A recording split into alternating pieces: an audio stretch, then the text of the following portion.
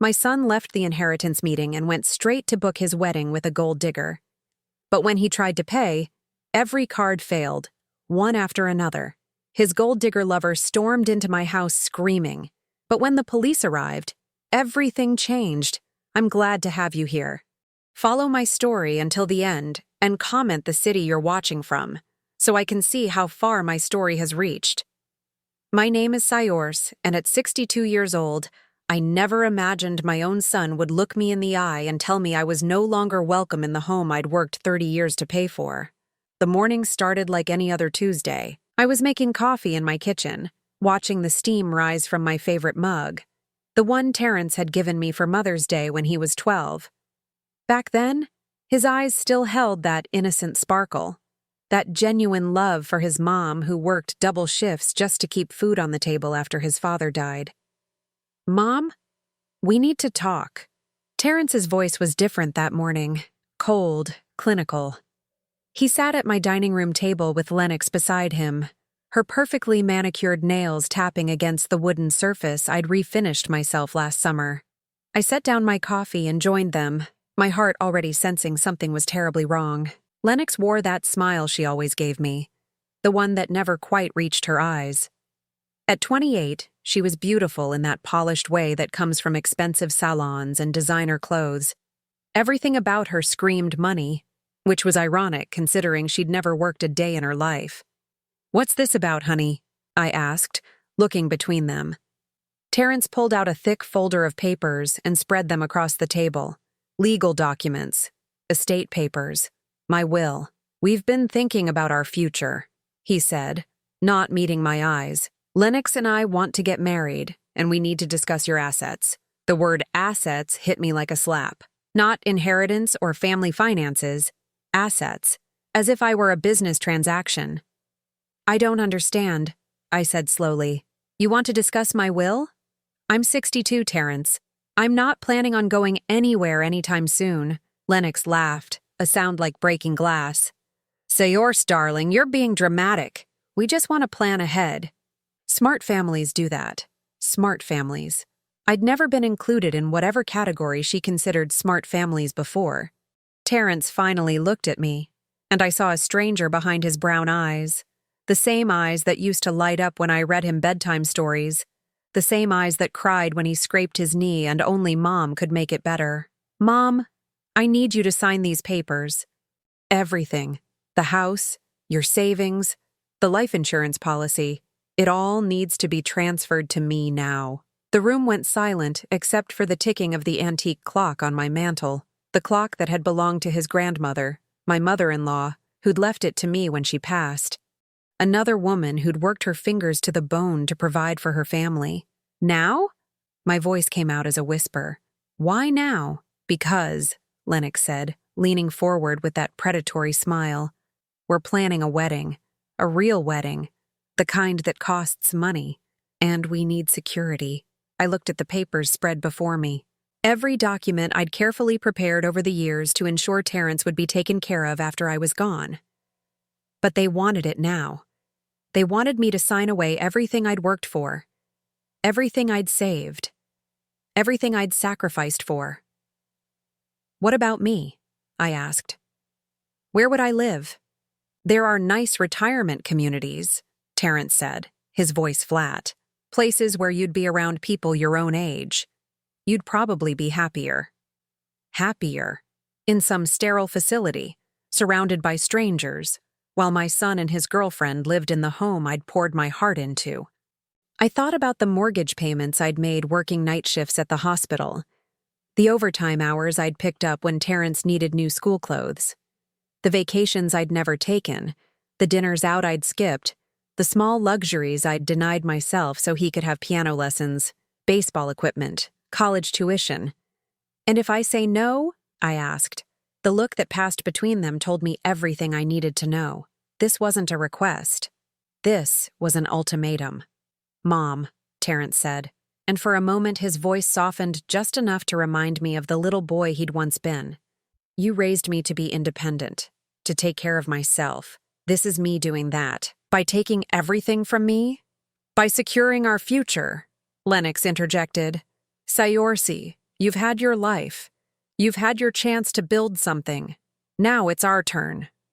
I stared at her, this woman who'd waltzed into our lives 18 months ago, and slowly, methodically, turned my son against me. She'd done it so subtly I hadn't even noticed at first.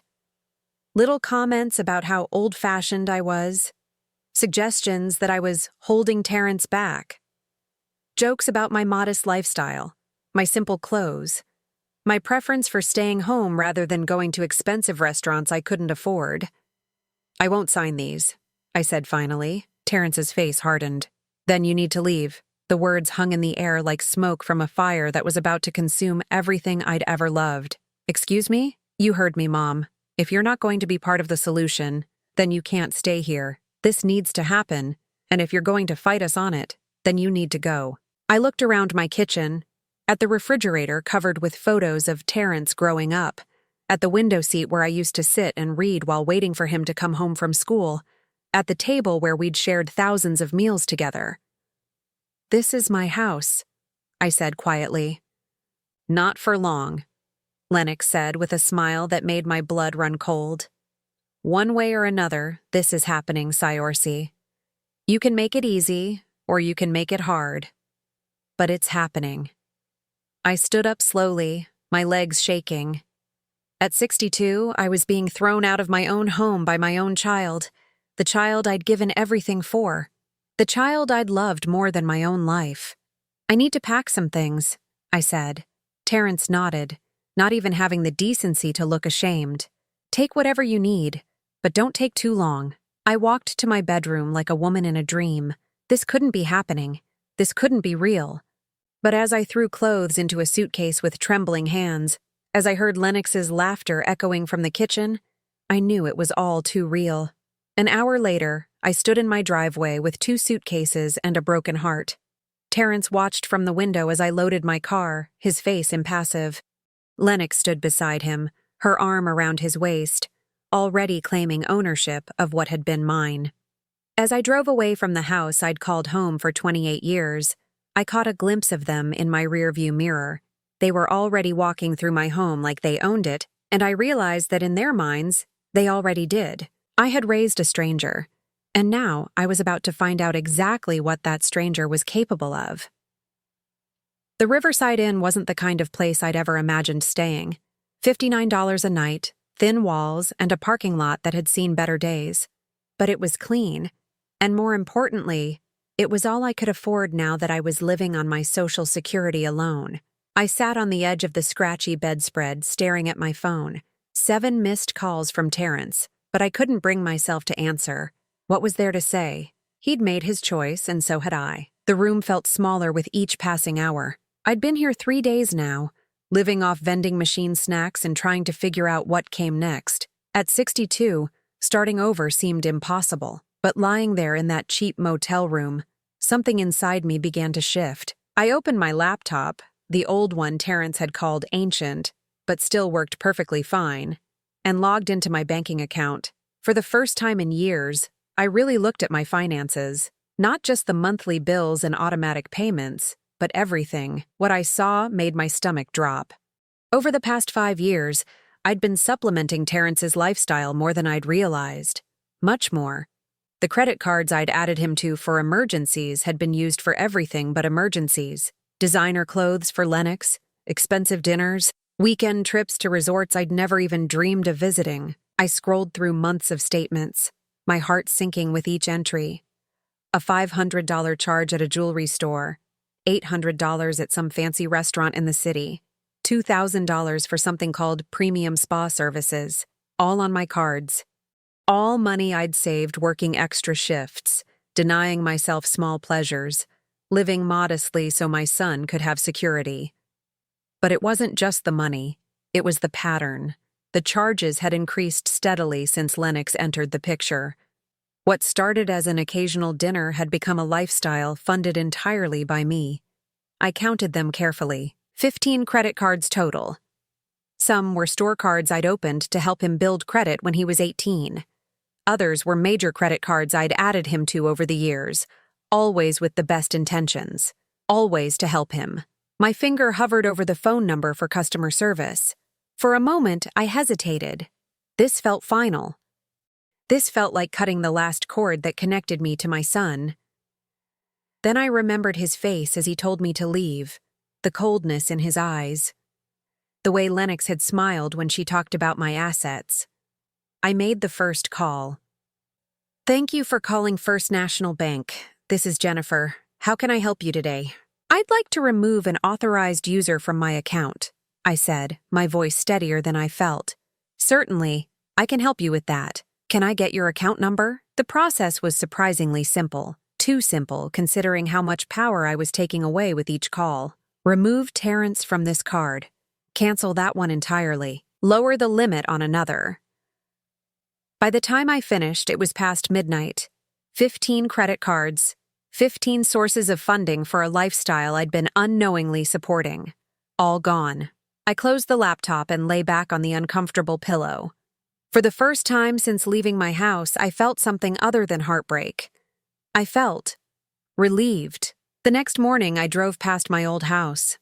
I told myself I was just taking the long way to the grocery store, but really, I needed to see it, to make sure it was real. Terrence's car was in the driveway, along with a white BMW I didn't recognize. Probably another one of Lennox's friends coming to see her new castle. I parked across the street and watched for a few minutes, feeling like a stranger observing someone else's life. That's when I saw them. Terrence and Lennox, dressed to the nines, getting into his car. She was wearing a dress that probably cost more than my monthly Social Security check. He was in a suit I'd never seen before, undoubtedly another purchase made with my money. They looked happy, excited, like people who were about to do something wonderful. I followed them from a distance, curiosity getting the better of me. They drove downtown to the shopping district, to the part of town where I'd never been able to afford to browse. They parked in front of Cartwright & Sons, the most expensive jewelry store in the city. My heart sank as I realized what I was watching. They were ring shopping. They were planning to use my money to buy an engagement ring, and probably wedding rings too. The engagement I was financing but wouldn't be invited to celebrate. I sat in my car and watched them through the store window. Lennox was animated, pointing at different displays. The salesperson was nodding eagerly, the kind of attention that comes when customers aren't worried about price tags. Terrence looked relaxed, confident. Why wouldn't he be? He had access to more credit than most people see in a lifetime. Or at least, he thought he did. I pulled out my phone and opened the Notes app. I began typing, documenting everything I'd seen, the dates, the stores, the pattern of spending. I wasn't sure why, but something told me I might need this information later. When I got back to the motel room, I found an envelope that had been slipped under my door. My name was written on it in Lennox's precise handwriting. Inside was a single sheet of paper. No signature, no greeting, just a message. "Stop being stubborn. This is happening whether you cooperate or not.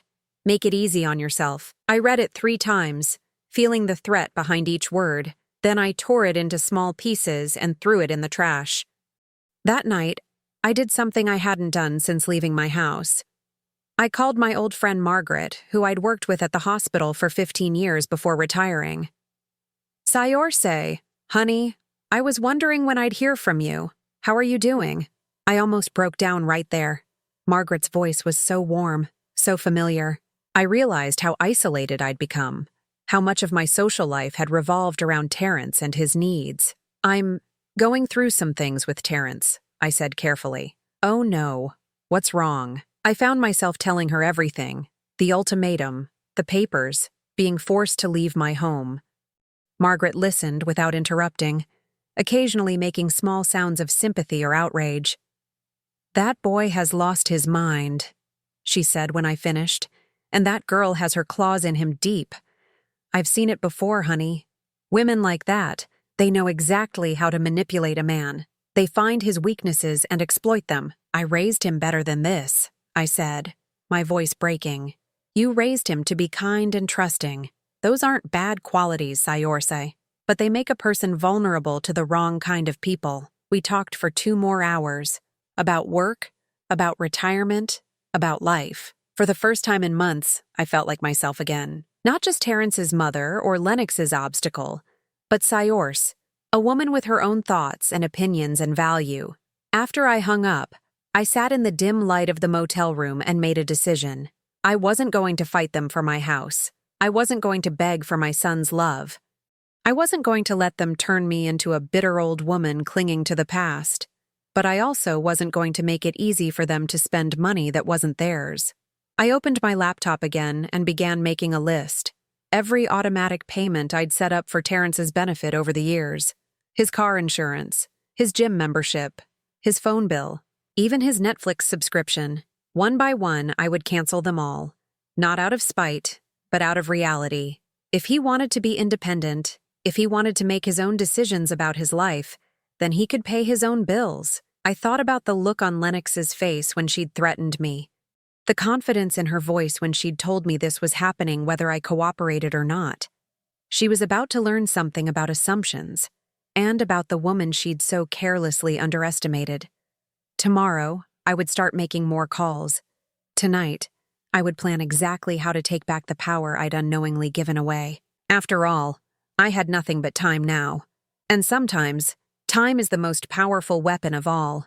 It took exactly 72 hours for my quiet rebellion to make itself known. I was sitting in the motel's small lobby, nursing my third cup of their terrible coffee and pretending to read a magazine when my phone rang. Terrence's name flashed on the screen. I'd been expecting this call, but that didn't make my heart race any less when I saw it. I let it go to voicemail. Then it rang again, and again. By the fourth call, I answered. "What's wrong, Terrence?" I kept my voice neutral, businesslike. "Mom, there's some kind of mistake with the credit cards. They're all being declined." I took a slow sip of coffee. "What credit cards?" "All of them. The Visa, the MasterCard, the store cards, everything. I tried to pay for lunch yesterday and nothing worked. Then today we went to look at wedding venues and—" "Wedding venues?" I interrupted. "That was fast. That's not the point." His voice was rising, taking on that petulant tone I remembered from his teenage years. "Something's wrong with the cards. You need to call the banks and fix this." "Why would I need to call the banks?" There was silence on the other end. Then, "Because they're your cards." "Exactly. They're my cards, which I've canceled." Another silence, longer this time. I could almost hear the wheels turning in his head, the slow realization that his unlimited spending spree had come to an end. "You can't do that," he said finally. "Actually, I can, and I did. But we had plans. Lennox and we've been looking at venues. We put down deposits. With what money? With the cards! They said the payments would go through in a few days. They're holding our spots. But now? Now you'll have to find another way to pay." I heard muffled voices in the background. Lennox, probably, demanding to know what was happening. Then Terrence was back on the line, his voice harder now. "Mom, this is ridiculous. You're being petty and vindictive. Just because you're upset about the house doesn't mean you should punish us like this." Punish them.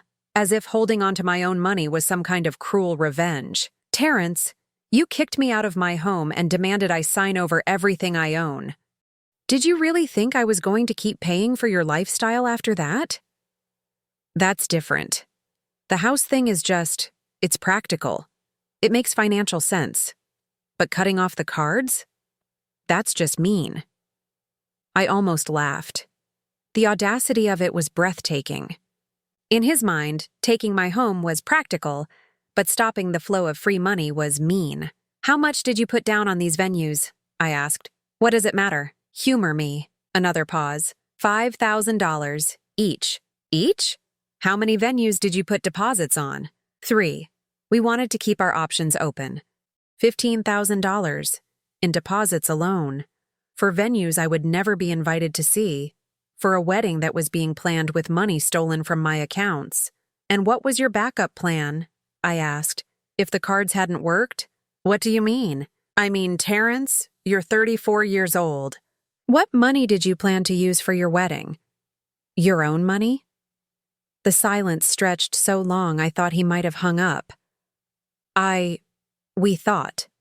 You thought you'd use mine. It's not like that." Then what is it like? More muffled conversation in the background. Then Lennox's voice came through, crystal clear. She'd taken the phone from him. Saiorse, this is childish. You're ruining everything because you can't accept that your son is growing up and moving on with his life. Hello, Lennox? How are you enjoying my house? This isn't about the house, isn't it? You moved into my home, convinced my son to kick me out, and now you're planning a wedding with my money. If it's not about the house, what is it about? It's about family. It's about supporting the people you love. You're absolutely right. It is about supporting the people you love, which is why I'm curious. How are you supporting Terrence? What are you contributing to this relationship besides expensive taste? I heard Terrence say something in the background, probably trying to get the phone back, but Lennox wasn't done. I contribute plenty. I contribute love, companionship, motivation. I've helped Terrence see his potential, see what he could have if he stopped settling for less. Less? You mean me? I mean his old life. Living with his mother at 34, never taking risks, never growing. I've helped him become independent. By making him financially dependent on me, that's temporary. Once we're married, once we have access to the family assets, I repeated slowly. You mean my assets? They were always going to be his eventually. We're just accelerating the timeline. There it was, the truth, finally spoken out loud. They weren't asking for my help with their future. They were demanding my present. Well, I said, I hope you have a backup plan for the wedding, because the acceleration stops now. I hung up. My hands were shaking, but not from fear, from anger. Pure, clean anger that burned away the confusion and hurt I'd been carrying for days. They hadn't just wanted my house. They hadn't just wanted my money. They had wanted to erase me entirely, to take everything I'd worked for and pretend it had always been theirs. The phone rang again immediately. I turned it off. An hour later, I was driving past the jewelry store where I'd seen them shopping. Terrence's car was in the parking lot, along with the white BMW. I parked across the street and waited. I didn't have to wait long. The doors of Cartwright & Sons burst open, and Lennox stormed out. Even from across the street, I could see she was furious. Her face was red, her perfect hair slightly mussed. She was gesturing wildly at Terrence, who followed behind her looking like a kicked dog. They stood by his car for several minutes, clearly arguing. I couldn't hear the words, but I could read the body language. She was angry, he was defensive, then apologetic, then angry himself. At one point, she threw her hands up and walked away from him entirely, only to come storming back when he called after her. Finally, she got in the white BMW and peeled out of the parking lot, leaving Terrence standing alone. He watched her drive away, then kicked his own tire before getting in his car and following her. I sat there for a few more minutes, processing what I'd witnessed. Then I got out of my car and walked into the jewelry store. The saleswoman behind the counter looked frazzled. She was young, probably early 20s, with the kind of forced smile that comes from dealing with difficult customers. "Can I help you?" she asked. "I hope so. I think my son was just in here with his fiancée. About my height, brown hair, with a blonde woman?" Her smile became more genuine. "Oh, yes. Are you the mother of the groom? How exciting." "Well, that remains to be seen. I was wondering if they'd decided on anything yet." The woman's expression faltered slightly. Actually, there seemed to be some issue with payment. They'd selected some beautiful pieces, a 3-carat engagement ring, matching wedding bands, even a lovely tennis bracelet. But when we tried to process the payment, none of their cards went through. How much were they trying to spend? The total came to just over $28,000. $28,000 for jewelry, while I was living in a $59 a night motel. The young lady seemed upset, the saleswoman continued carefully. She said there must be some mistake, that someone had sabotaged their accounts. She was quite vocal about it. I bet she was. "Well," I said, "I'm sure they'll figure something out. Thank you for your time." I walked back to my car, my mind reeling. $28,000 for an engagement ring and wedding bands. money they expected to spend without even asking me, money they felt entitled to simply because they'd decided they wanted it. My phone, which I'd turned back on, showed 17 missed calls and 12 text messages. I didn't read them. I didn't need to. I could imagine the progression. Anger, then desperation, then threats, then false apologies designed to manipulate me back into compliance. That evening, back in my motel room, I did something I hadn't done in years. I ordered takeout from a nice restaurant. Nothing fancy, just a decent meal from a place that delivered. When it arrived, I spread it out on the small table by the window and ate slowly, savoring each bite. It was the first meal I'd enjoyed since leaving my house. The first time in years, I'd spent money on myself without calculating whether Terrence might need something instead. As I ate, I thought about the anger I'd seen on Lennox's face, the confusion and panic on Terrence's. They'd built their entire relationship on a foundation of my money, and that foundation had just crumbled beneath them. Tomorrow, there would be more calls, more demands, more manipulation attempts. But tonight, for the first time since this nightmare began, I felt something I'd almost forgotten. I felt powerful, and I was just getting started. 5 days passed in blessed silence. No calls, no texts, no dramatic confrontations. I began to think that maybe they'd accepted reality and found another way to fund their extravagant lifestyle. I should have known better. I was coming back from the grocery store, carrying 2 modest bags of food up to my motel room, when I saw her. Lennox's white BMW was parked in front of the Riverside Inn, and she was standing beside it, looking completely out of place among the worn parking lot and faded paint. She spotted me immediately and started walking over, her high heels clicking against the asphalt. Even in her anger, and she was clearly angry, she looked like she'd stepped out of a magazine. Perfect hair, perfect makeup, a dress that probably cost more than my monthly Social Security check. "We need to talk," she said without preamble. "No, we don't." I kept walking toward the stairs to my room. "Yes, we do." She fell into step beside me, her voice rising. "What you're doing is destroying everything. Do you understand that?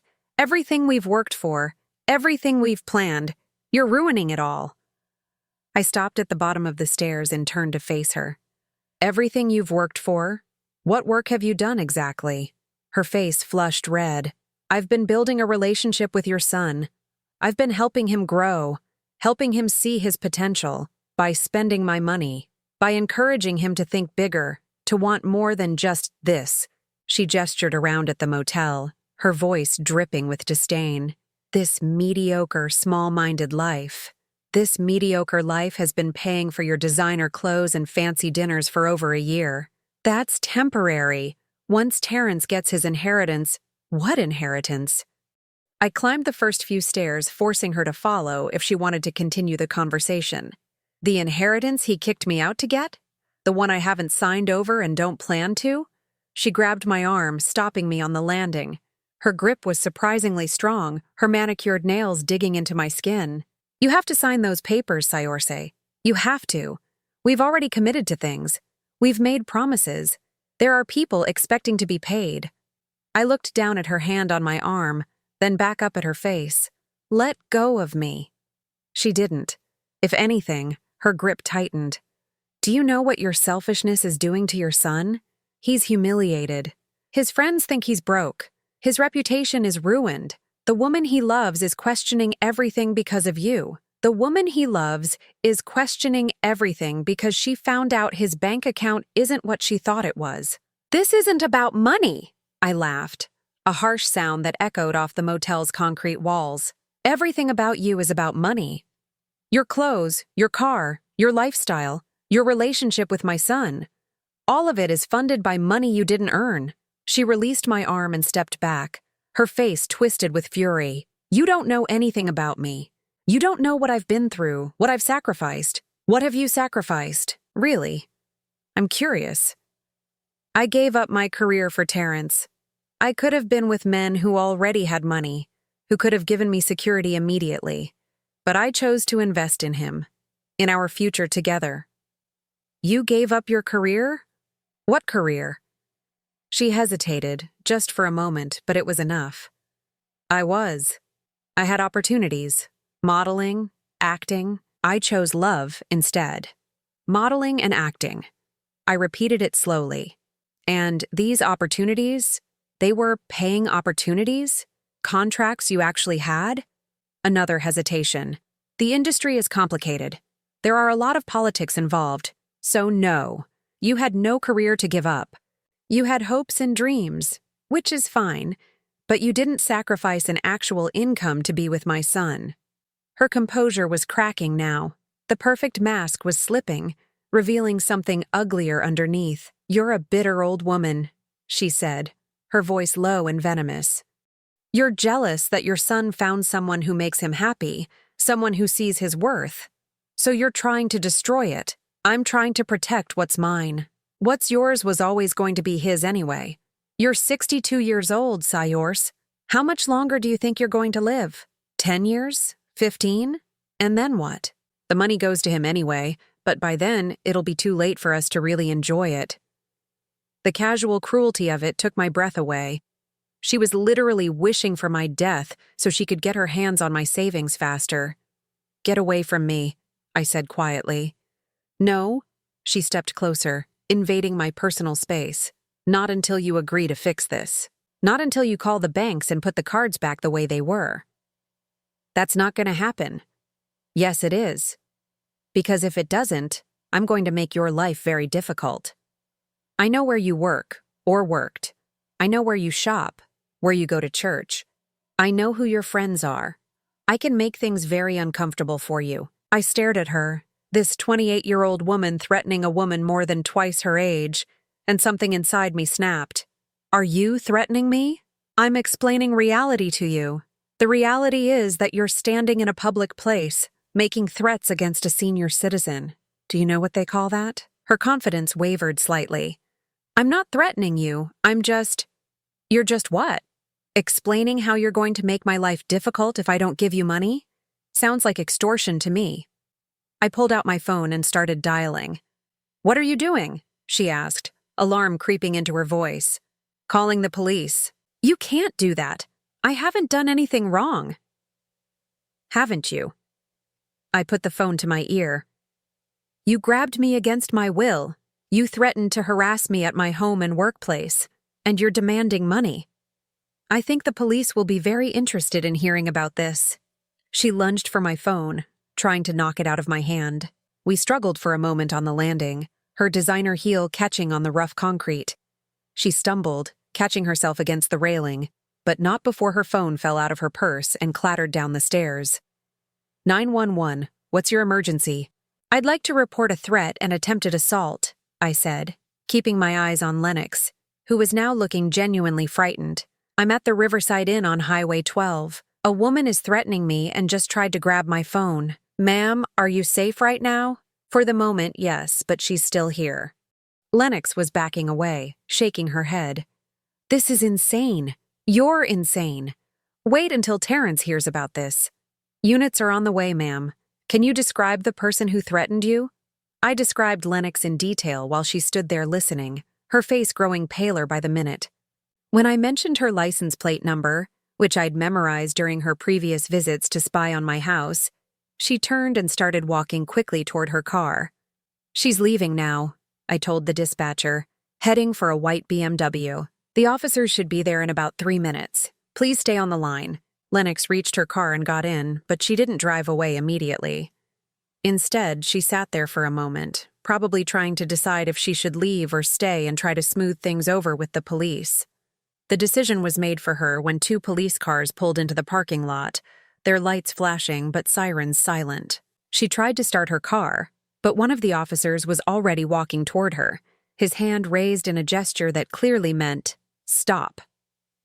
I watched from the landing as they talked to her, then gestured for her to get out of the car. Even from a distance, I could see her body language change from defensive to scared to something else entirely. Something that looked a lot like panic. One of the officers walked over to me while his partner continued talking to Lennox by her car. "Ma'am, I'm Officer Rodriguez. Are you the one who called about the threat?" "Yes. That woman has been harassing me about money. Today, she grabbed my arm and threatened to make my life difficult if I didn't give her what she wanted.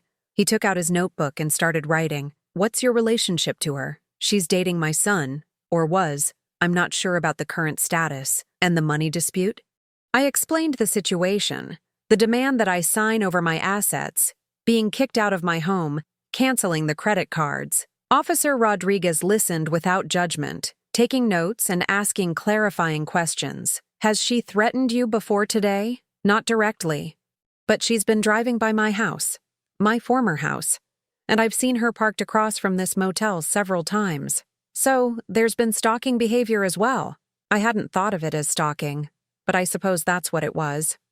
We talked for several more minutes, with Officer Rodriguez asking detailed questions about the incident and the pattern of harassment.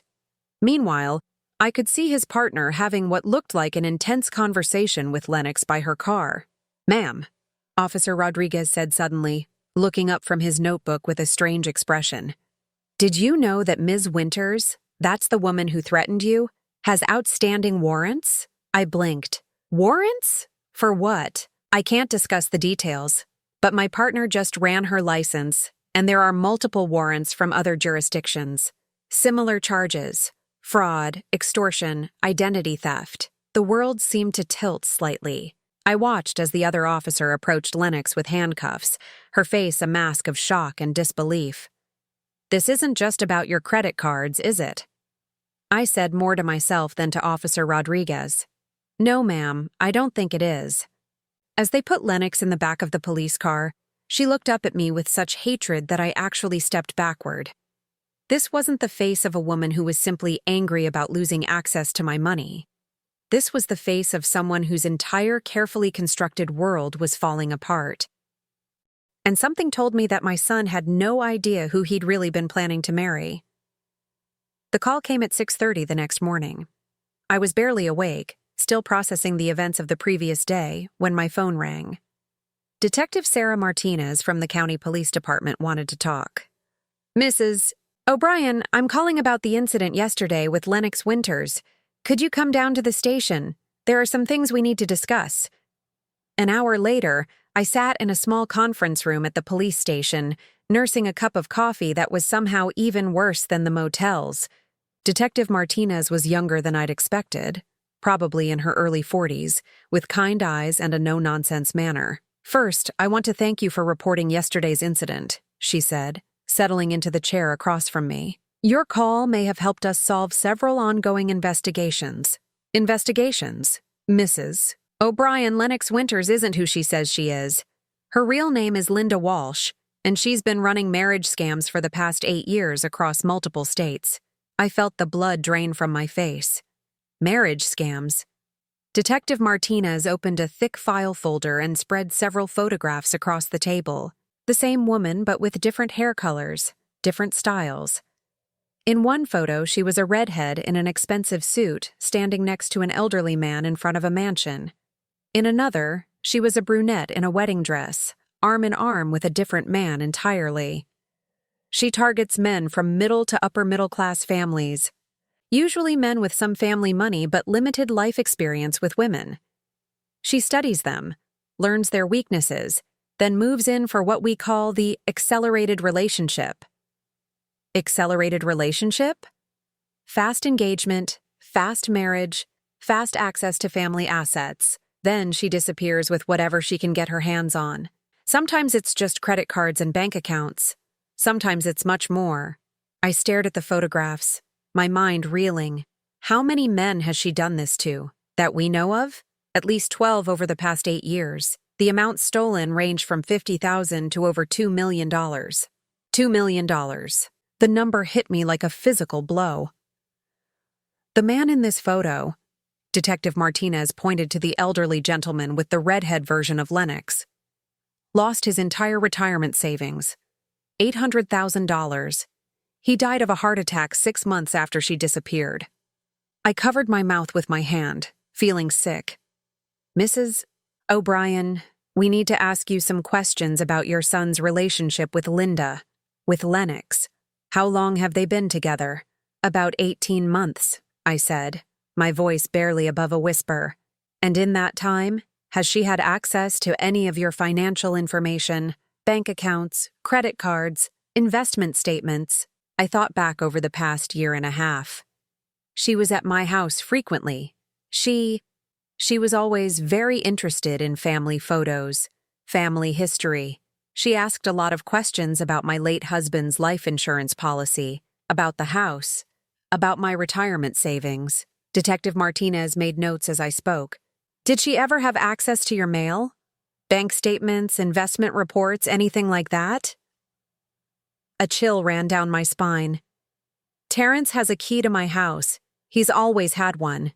And recently, he's been helping me with paperwork, organizing my financial documents. At her suggestion, I closed my eyes, remembering. Yes, she said it was important for families to be organized about these things. She said she was helping him become more responsible about financial planning. Mrs. O'Brien, we're going to need you to check all of your accounts immediately. Credit reports, bank statements, investment accounts, everything. It's possible that she's been gathering information for months, waiting for the right moment to strike. My hands were shaking as I pulled out my phone. Should I call my bank? We'll help you with that. But first, I need to ask, has your son tried to get you to sign any documents recently? Power of attorney papers, beneficiary changes, anything like that? The will, I said suddenly. They wanted me to change my will, to sign everything over to Terrence immediately.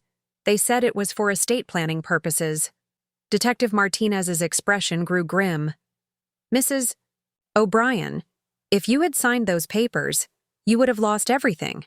Not just your inheritance. Everything. Your house, your savings, your ability to make your own financial decisions. And within a few months, all of it would have disappeared along with Linda Walsh. I felt dizzy. My son. Does he know? Is he part of this? That's what we're trying to determine. In most of these cases, the male victim is genuinely fooled. These women are expert manipulators. They know exactly how to make a man feel special, chosen, needed. They create an artificial sense of urgency around marriage and financial decisions. She pulled out another photograph, this one more recent. Lennox with a man I didn't recognize, both of them dressed formally at what looked like a charity gala. This was taken 3 months ago in Denver. She was engaged to this man while she was living with your son. His family lost $400,000 before they figured out what was happening. 3 months ago? My voice came out as a croak. She was engaged to someone else 3 months ago? We believe she maintains multiple relationships simultaneously, moving money between different accounts, different identities. She probably has several men she's working on at any given time. The room felt like it was spinning. I gripped the edge of the table, trying to process what I was hearing. Detective, my son thinks he's in love with her. He kicked me out of my own house for her. He was planning to marry her. Mrs. O'Brien, we're going to need to talk to your son. Can you contact him? I hesitated. We haven't spoken since I left the house. He's furious with me about the credit cards.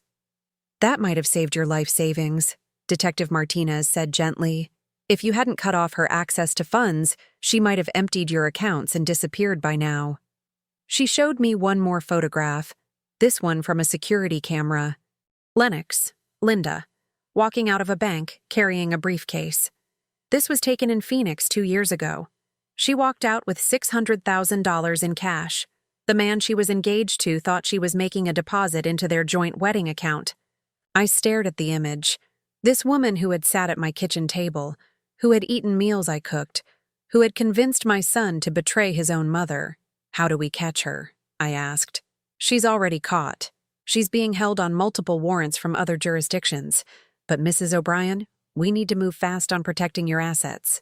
If she's been collecting information for 18 months, she may have already initiated some transactions that just haven't shown up yet. The next 3 hours were a blur of phone calls, account verifications, and credit checks. Detective Martinez sat with me as I spoke to representatives from my bank, my credit card companies, my investment firm. We changed passwords, added security alerts, froze accounts that might have been compromised. The damage was worse than I'd feared, but not as bad as it could have been. 3 unauthorized credit cards had been opened in my name over the past 6 months. The balances totaled nearly $30,000, money that had been spent on luxury items, expensive dinners, and cash advances. The good news, Detective Martinez said as we wrapped up the calls, is that since these were fraudulent accounts, you won't be responsible for the debt. The bad news is that this confirms she's been actively working to drain your finances for months. And my son had no idea? Mrs. O'Brien, we see this all the time. These women are professionals. They know exactly how to compartmentalize their lives, how to keep their victims from seeing the whole picture. Your son probably thought she was just encouraging him to take a more active role in family finances. I thought about Terrence, alone in my house, probably wondering why the woman he loved had suddenly disappeared. He had no idea that his fiancée was sitting in a jail cell, or that everything he thought he knew about her was a lie. I need to talk to him, I said. Mrs. O'Brien, I have to warn you, this is going to be very hard for him to accept. Men who fall victim to these scams often go through a period of denial, even when presented with clear evidence. He may not believe you at first. I nodded, understanding. Terrence had invested everything in this relationship. His emotions, his future plans, his relationship with me. Learning that it was all based on lies would devastate him, but he needed to know. And despite everything that had happened between us, despite the cruel words and the betrayal, he was still my son. Detective, when you question her, when you question Linda, will you find out if she ever intended to actually marry him, or was she just planning to take the money and run? Detective Martinez gathered up the photographs, her expression sad. Mrs. O'Brien, based on her pattern, I don't think she's ever intended to actually marry any of these men. The engagement is just part of the scam. It creates urgency, makes the victims feel like they need to act fast to secure their future together. As I left the police station, I felt a strange mix of relief and heartbreak. Relief that I'd discovered the truth before losing everything. Heartbreak for my son, who was about to learn that the woman he loved had never existed at all. The drive back to the motel gave me time to think about how to approach Terrence. How do you tell your child that their entire reality has been manufactured by a professional con artist? How do you help them heal from a betrayal this deep? But first, I had to hope he'd even listen to me. Because after what I'd put him through with the credit cards, after the fight that had driven us apart, he might not believe a word I said, even if those words could save him from the worst mistake of his life. I sat in my car outside my old house for 20 minutes before I found the courage to walk to the front door. Detective Martinez had offered to come with me, but this was something I needed to do alone. This was between my son and me. The house looked different somehow. Maybe it was just my perspective, knowing that I no longer lived here, but everything seemed smaller, sadder. The garden I'd tended for 28 years was already showing signs of neglect, and there were newspapers scattered on the front porch. I rang the doorbell instead of using my key. This wasn't my home anymore. Terrence answered the door looking terrible.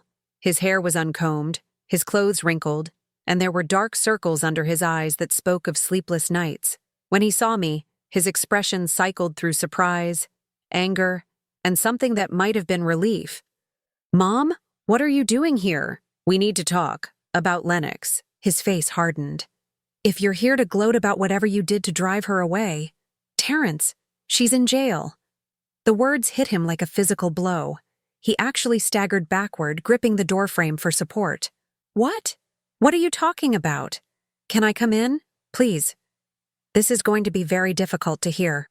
He stood there for a long moment, looking lost and confused, then stepped aside to let me enter. The living room was a mess. Takeout containers on the coffee table, clothes draped over furniture, the general disorder of someone whose life had fallen apart. "She's been gone for 2 days, he said, collapsing onto the couch. "She just disappeared. Won't answer her phone, won't respond to texts.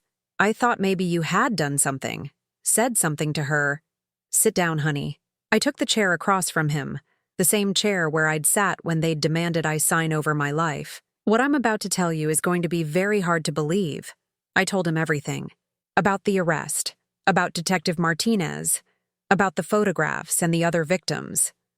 I watched his face as I spoke, seeing the progression of emotions, disbelief, denial, anger, and finally, a crushing sense of betrayal. "That's impossible," he said when I finished. "You're lying. This is some kind of revenge because I asked you to leave." I pulled out my phone and showed him the photos Detective Martinez had sent me. "This is her in Phoenix 2 years ago. Different name, different hair color, but same woman. She stole $600,000 from her fiancé there." Terrence stared at the screen, his face pale. This could be anyone. This could be photoshopped. "And this one is from Denver 3 months ago. She was engaged to this man while she was living here with you." He looked at the second photo for a long time, his breathing becoming shallow and rapid. In the picture, Lennox, Linda, was wearing an engagement ring on her left hand, smiling lovingly at a man who wasn't my son. 3 months ago? His voice was barely a whisper. 3 months ago, she was telling me she loved me. She was talking about our future, our wedding. Terrence, the police think she was working multiple scams simultaneously. You weren't her only victim. He shot up from the couch, pacing to the window and back. No, this doesn't make sense. She loved me. I know she loved me. We were planning a life together, with my money." He stopped pacing, turning to face me. "What? Everything you were planning? The wedding, the honeymoon, the house renovations she wanted to make? All of it was going to be paid for with my money. Did she ever contribute anything financially to your relationship?" The question hung in the air. I could see him thinking back, reviewing their 18 months together. She was between jobs when we met. She was transitioning careers, looking for the right opportunity. What was her previous job? She said she was in marketing for a consulting firm. What firm? More silence. He was realizing, piece by piece, that he'd never gotten specific answers to any of his questions about her background.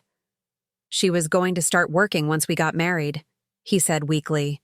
"She wanted to focus on planning the wedding first." "Terrence, she's been using fraudulent credit cards opened in my name to fund her lifestyle.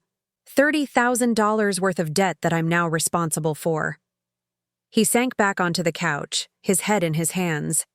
"This can't be real. This can't be happening." I moved to sit beside him, the way I used to when he was a child and the world seemed too big and frightening. "Honey, I know this is devastating. I know you thought you were in love with her. I was in love with her." He looked up at me, tears streaming down his face. "I would have done anything for her. I did do anything for her. I threw you out of your own house because she convinced me it was the right thing to do." The pain in his voice broke my heart. This was my little boy, the one who used to crawl into my bed during thunderstorms, who'd cried when he accidentally stepped on a butterfly. And he'd been manipulated by a professional predator who'd seen his kindness as weakness to exploit. "She used me to get to you," he continued, the realization hitting him like a wave. "Everything she said about loving me, about our future, it was all just a way to get access to your money. The police think so." Yes, he was quiet for a long time, processing the magnitude of what had happened. When he spoke again, his voice was small and broken. "Mom, what have I done? I kicked you out. I treated you like you were the problem. I chose her over you, and she was just using me." I took his hand, the way I used to when he was scared. "You were manipulated by an expert, Terrence. This isn't your fault. It is my fault." He pulled away, standing up again. "I should have seen through her. I should have questioned why she never had any money, why she was always so interested in family finances, why she pushed so hard for you to sign those papers. These women are professionals. They know exactly how to make their victims feel special, chosen. They study psychology, they understand manipulation. I'm 34 years old. I should have been smarter than this. Intelligence has nothing to do with it. Some of the smartest people in the world fall for scams like this because they're based on emotion, not logic." He sat back down, closer to me this time. "How do you not hate me? How are you even speaking to me after what I did?" I looked at my son, this man I'd raised, who'd been turned against me by someone who'd seen our family as nothing more than a business opportunity, and felt my heart break for him. "Because you're my son, because I love you, and because I know that the man who threw me out wasn't really you. That was someone she created, someone she molded to serve her purposes. But I still did it. I still said those horrible things to you. Yes, you did. And that hurt me more than I can ever express. But Terrence, I've spent the last week being angry, and I'm tired of it. I don't want to waste any more time being angry. We sat in silence for a while, both of us processing the wreckage of the past 18 months. Finally, Terrence spoke. "The house," he said suddenly. "She wanted me to get you to sign it over because she was planning to sell it, wasn't she?" "Probably, or take out loans against it. The police said that's part of the pattern. And if I'd succeeded in convincing you to sign those papers, you would have lost everything too. Once she'd gotten what she wanted, you would have been just another victim left behind." He started crying again, deep, painful sobs that shook his whole body. I pulled him close, the way I used to when he was small, and let him cry out 18 months of manipulation and lies. "I'm so sorry, Mom," he whispered against my shoulder. "I'm so sorry. I know you are, and I forgive you. How can you forgive me so easily? Because you're my son, and because forgiving you helps me heal too." We talked until well past midnight. He told me about the subtle ways Lennox had isolated him from me, how she'd planted seeds of doubt about my motivations, how she'd made him feel guilty for living with his mother, instead of proud that he was helping take care of me. I told him about the loneliness of the motel, about the fear that I'd lost him forever, about the moment I'd realized I had to fight back. "What happens now?" he asked as I was getting ready to leave. "Now you heal. You learn to trust your instincts again. You rebuild your life. What about us? What about our relationship?"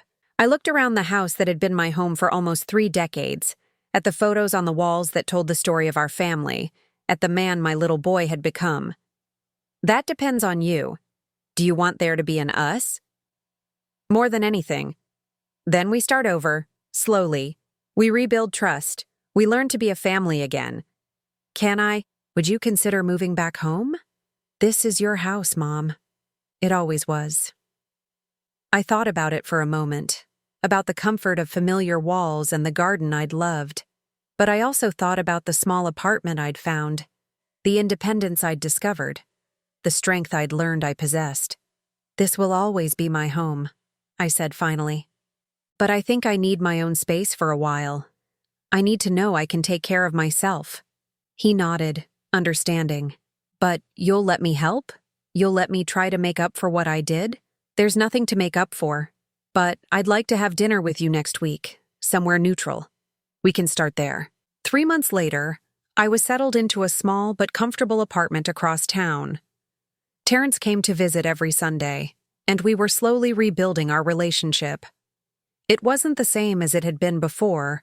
We were both different people now, but it was honest in a way it hadn't been for years. Lennox, Linda, was sentenced to 8 years in prison for fraud and extortion across multiple states. Terrence attended one day of her trial, more for closure than anything else. He said she looked right through him, as if she'd never seen him before in her life. That was the worst part, he told me afterward. Realizing that I never mattered to her at all, I was just a means to an end. The healing was slow, and sometimes painful. Terrence went to therapy to work through the manipulation he'd experienced. I started attending a support group for victims of family financial abuse. We learned that what had happened to us wasn't uncommon, and that recovery was possible. On a Sunday evening in December, almost a year after the whole ordeal began, Terrence brought dinner to my apartment. As we sat at my small kitchen table, sharing a meal I'd cooked in my own space, paid for with my own money, I realized something. I was happy. Not just content or getting by, but genuinely happy. I'd found my own strength, my own voice, my own worth, and I'd gotten my son back. Not the manipulated version Lennox had created, but the real Terrence, the one I'd raised to be kind and thoughtful and strong. "Thank you," he said suddenly. "For what? For not giving up on me. For fighting back when it mattered. For saving us both." I reached across the table and took his hand. That's what mothers do. We protect the people we love, even when they can't see that they need protecting. Even when they don't deserve it? Especially then. Outside my window, snow was beginning to fall, covering the world in a clean white blanket. It felt like a new beginning, like a fresh start for both of us. And for the first time in 2 years, I truly felt at peace. Now I'm curious about you who listened to my story. What would you do if you were in my place? Have you ever been through something similar? Comment below. And meanwhile, I'm leaving on the final screen 2 other stories that are channel favorites. And they will definitely surprise you. Thank you for watching until here.